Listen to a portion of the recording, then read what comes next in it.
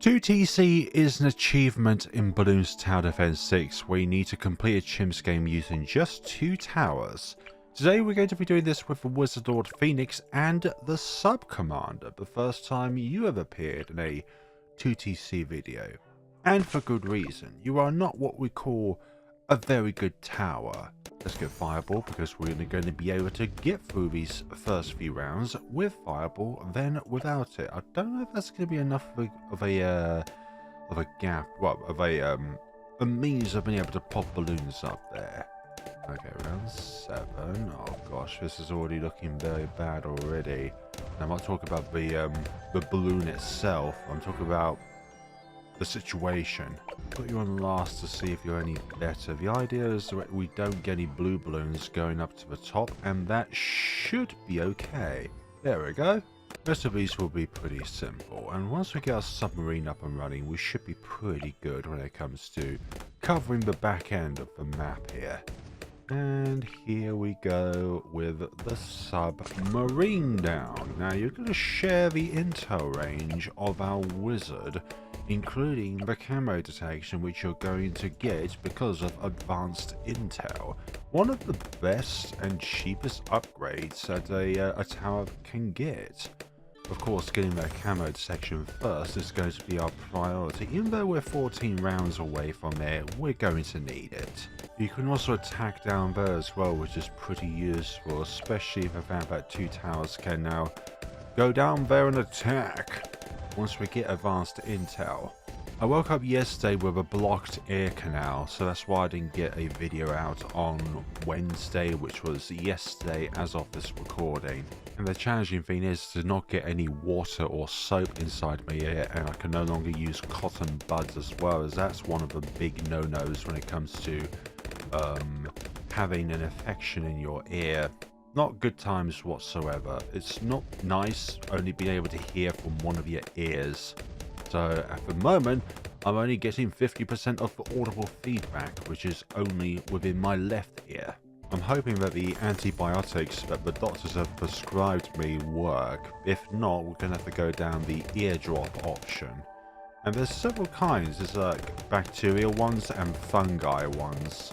I'm sure people get bored of me playing on Resort, so that's why we are falling onto candy falls today. And having to wear hearing aids as well doesn't help with my ear infection as well, because it's another physical contact thing going on there. We'll get Dragon's Breath, and then after that we're going to go all the way up to... Shall we get Summer Phoenix before getting Sub Commander, or shall we just get Sub Commander? I believe we should be able to get it before round 60 if I remember correctly.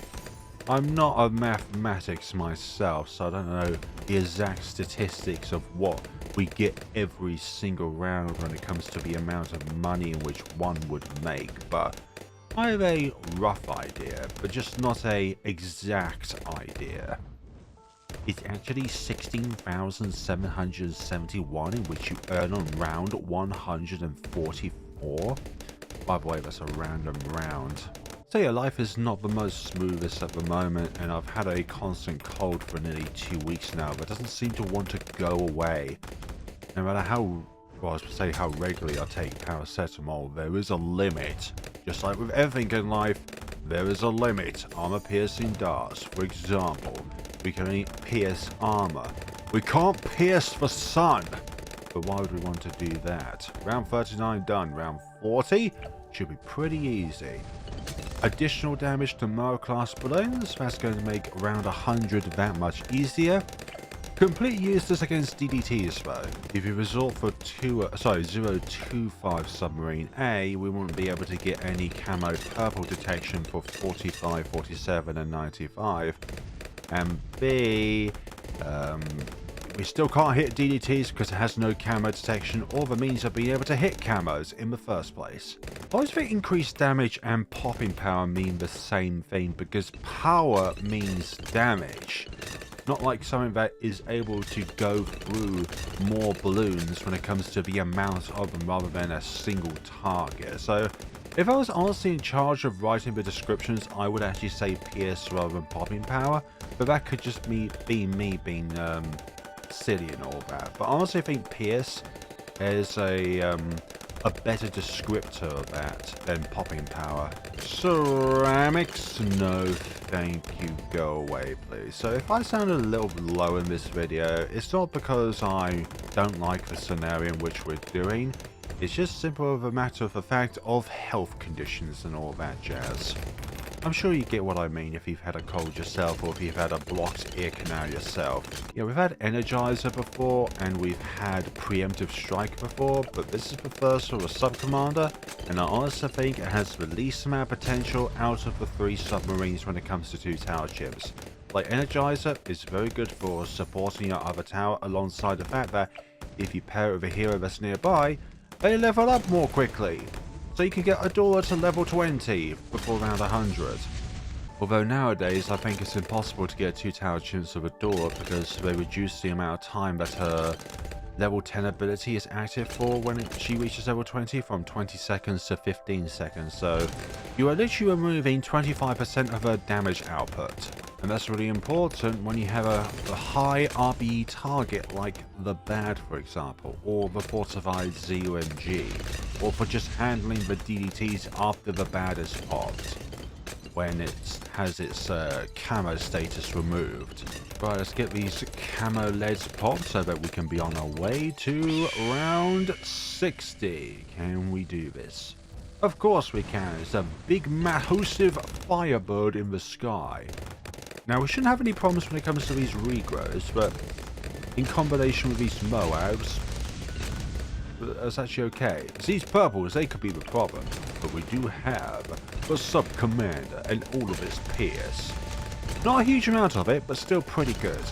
Yeah, the Sub-Commander is not very ideal for 2 tower chimps, but it is ideal in a normal game of chimps when you have other submarines as well, including the Energizer and the Preemptive Strike. This paired with Preemptive Strike means that the preemptive missiles that it fires on each Moab class balloon that spawns at the beginning of the track can actually insta-kill the... sorry, it can take out the fortified DDT layer.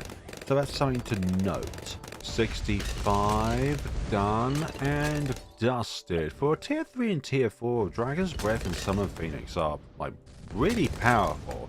Honestly, some of the best tier 3s and tier 4s in the game when it comes to the mid-game in chimps, because you have something that can guarantee that will pop so many different kinds of targets, with its only vulnerability being purple balloons. It's got plenty of power. Its wall of fire is very good when it comes to, you know, stopping the momentum of the balloons themselves. And if you put it in a spot where it can overlap a part of the track where a balloon goes over it multiple times, then you can make use of that same attack multiple times. And also the attack from the balloon, from the tower itself. Round 70 consists of a bunch of rainbow balloons, some camo white balloons in between, and also you just saw that Moab there. Oh look, plenty of Moabs! Go down, please. Fire is one of the best damage types alongside Plasma. Only weakness being purples. Really weird that both Fire and Plasma have both the same weaknesses, but they just interact a bit differently because of their properties. Are you going to call this Plasma? No, because we require electricity as well, as far as I remember. It's a combination of heat and electricity, if I remember correctly, Plasma is. Maybe I'm reading into something which I don't really know of, which is definitely true. I've also not been sleeping very well nowadays since I developed tinnitus back in February 2024.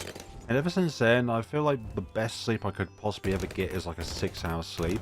But on average, it's only like between 4 and 5 hours. And after a long time, you start to feel the long-term effects of sleep deprivation. But then again, that's a total lack of sleep.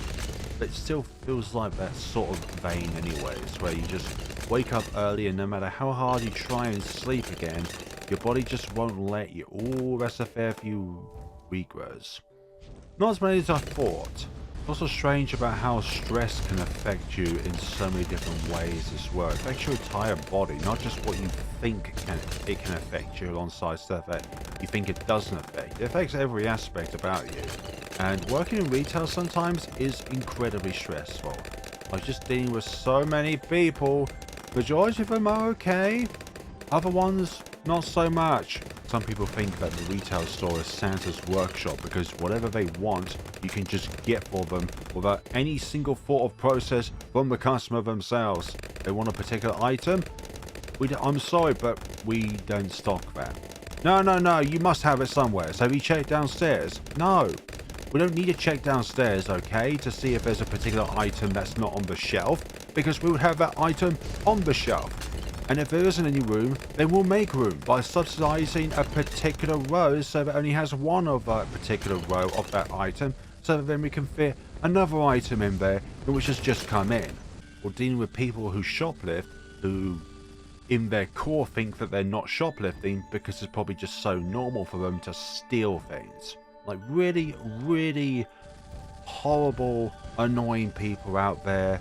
But then again, you don't know the intentions behind it. They could just be trying to feed their family and they don't have any money for it. But for us as a business, we got to think about our business first alongside our customers who do pay, rather than people that shoplift, because it could just be entirely for malicious purposes.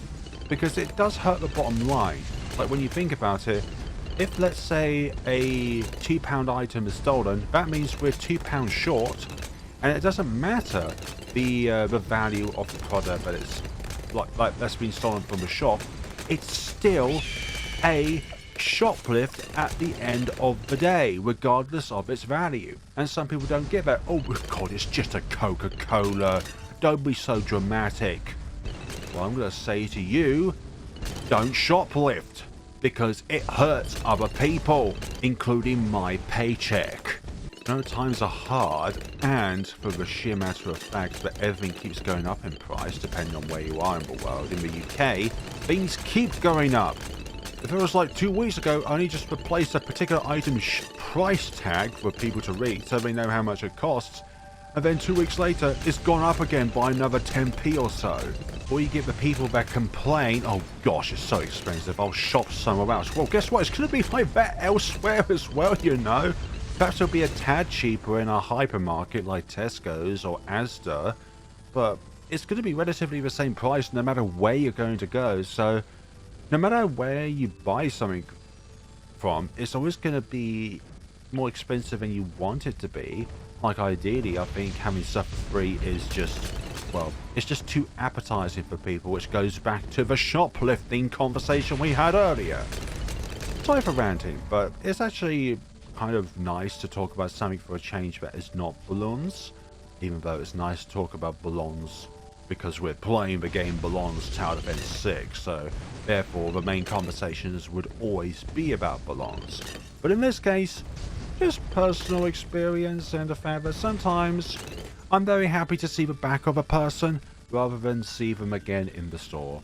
For example, shoplifters. There are times though where like a school kid wants a Freddos and they're lacking like 2 or 3p on their pocket money, and I'm like, I'll give them 2 or 3p of my own money because it will make their day, it will make their afternoon. You have no idea what kind of school day that they possibly had. They could have had a really crap day at school, and not being able to get that Freddos in which they wanted would probably be an even deeper cut into the wound. So I'm like, I'll spare 2 or 3p of my own money in order to ensure that they have a happier afternoon. And there are lots of regular customers in which we get, which I really love interacting with, like people that you are incredibly happy to see again.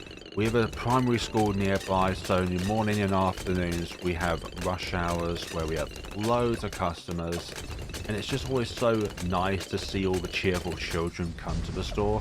Even though lots of people dislike children, I actually really like interacting parents and their kids.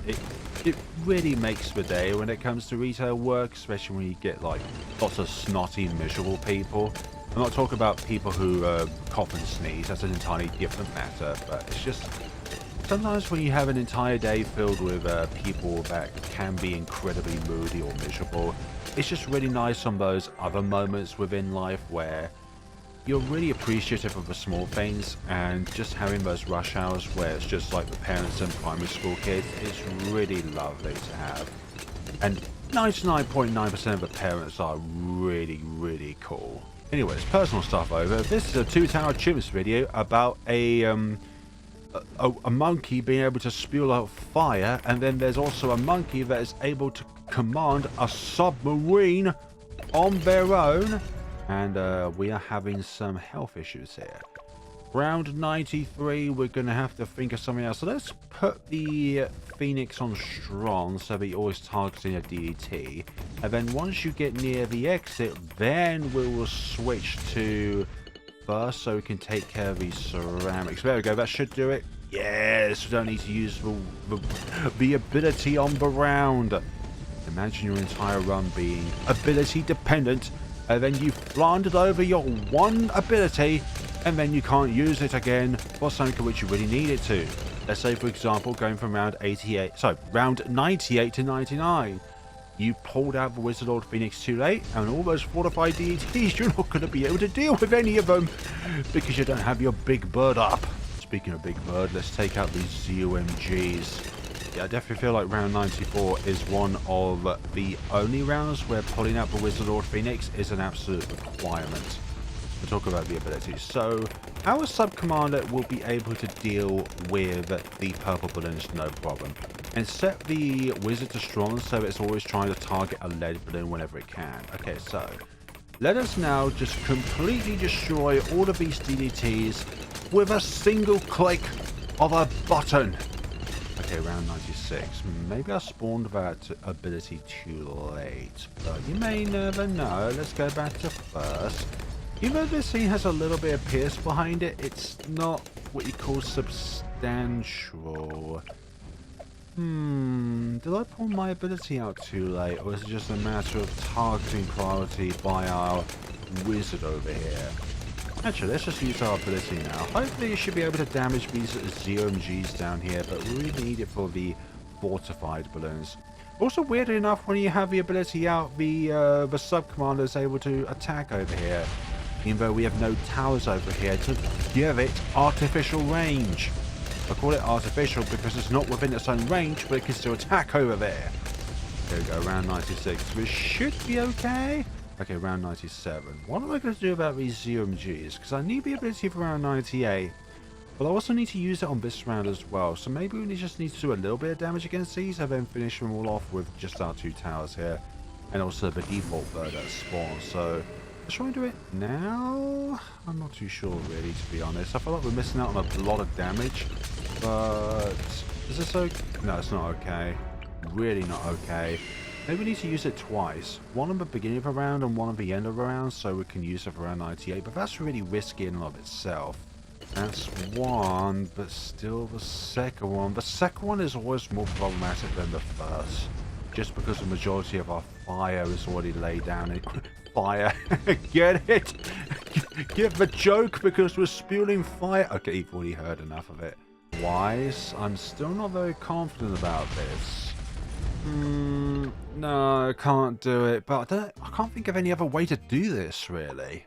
Perhaps spawn the ability on the later part of a round, but then again we won't have the ability for round 98. This is the problem with this round, because it sets up so many problems later on.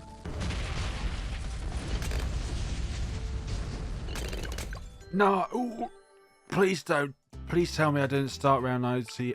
Oh, come off it. Oh, I swear there was like a ceramic or 2 left on there. Oh. Useless. I really want the fresh ability for this round, but I guess no. I guess choices are removed from the equation. And now we're going to suffer because of it, because of this extreme amount of Pierce in which we need to try and go through. Just like that. That's why round 97 to round 98 is so crap. Because you have to use your ability, but at the same time you can't use your ability because you don't have enough of it.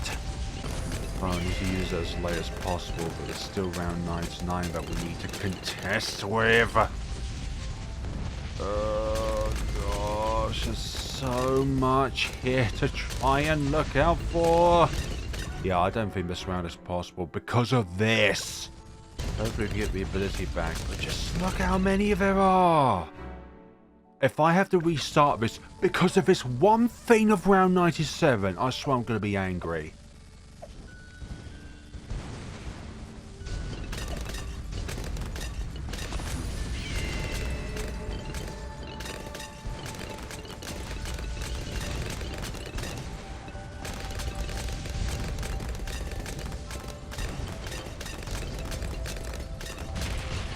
Yes, come on. No, wait, this round, no. Come on, the one run which we had a good run on. And our Wizard Lord Phoenix is taking too long to pop everything. Yeah, I'm restarting this. I can't take this anymore. This stupid timing on round 97. The ZMG has a perfect amount of health where I have to use it, but I can't use it because it goes down too quickly.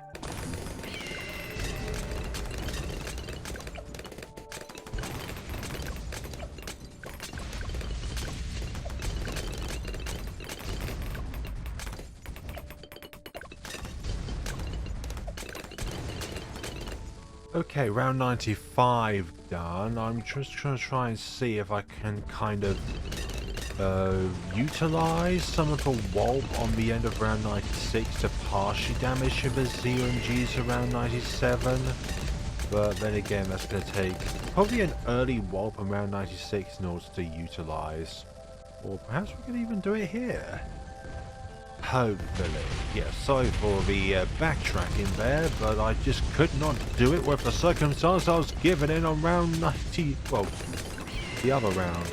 Okay, hopefully that should do it this time around. We've got a little bit of damage going on there, and then hopefully the next usage of it will be the one that ends this round and have some of it for round 98. Or we can just deal with this round as we go along here, but I don't think that's going to be a possibility because we've had less Wulp damage overall, and yeah, gonna need some manipulation here of the second use of the Wulp ability. As late as possible, ideally. But it's just a matter of this second ZOMG over here. Okay, it still says 97 up there. Oh, that second one just takes so long to pop. That's the problem. What about having you both on last so that it always targets the second ZOMG, but the first one's always going to be pops first, but it's just the distribution of that damage is different in a way. Hopefully, okay, they're down now. Okay. Still taking too long. Okay, I'm kind of happy with that, really. Get some partial damage on these ZOMGs here. And then hopefully, once I get up our ability back, we should have it for the remainder of this round. But I'm not overly confident. Hopefully we can have some of it for round 99. Hopefully. Not looking too good. Perhaps I absolutely I've dumbfounded this again, haven't I? Because it's not at the beginning of the round. No, there's too many of these again. What am I to do here? Nothing I do works. Oh, this is a combination that's been done on many maps, but I just can't get the timing right. Okay, use the ability as soon as possible. Oh, it's where the Phoenix is! Why are you attacking those Moabs? Please just pop these individually rather than try to take them all down at once. Please. Oh, God. Oh, yes, finally. I hated that experience. I hated all of it. Now 99. Fortified DETs. I've got something in my throat. Now I need to redo that.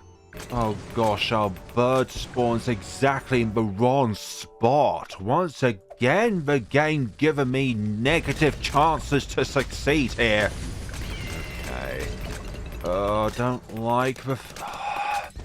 Why are you taking so long to pop DDTs? You're being fireballed. I don't understand this game sometimes, honestly, with these fireballs not damaging these DDTs at all. It's like they impact the DDTs, but yet no damage is caused on them because of some BS that the game has spaghettically got in its coding. And once again, it's taking too long to pop. I swear, if I have to redo this run again because of the timing of this ability over here. I'm just so fed up of this, honestly. It's mainly because of an ability-based attack, which is why I'm so bloody cross right now. I'm not usually this angry, and I really do apologise if this is your first experience of me. I swear I'm not usually like this, but it's because of this particular ability combination not doing very well together. One of them being entirely ability dependent, and yeah. Well, that was not as painful as I thought it was going to be, because I got to remember that the sub-commander is kind of good against the bad. So therefore, I shouldn't have been too reliant on the warp ability, but we still needed the warp ability in order to get through that round, and also the deities and all that. Okay, there we go. That is what we call the Wizard Lord Phoenix and Sub-Commander 2-Tower Chimps combo.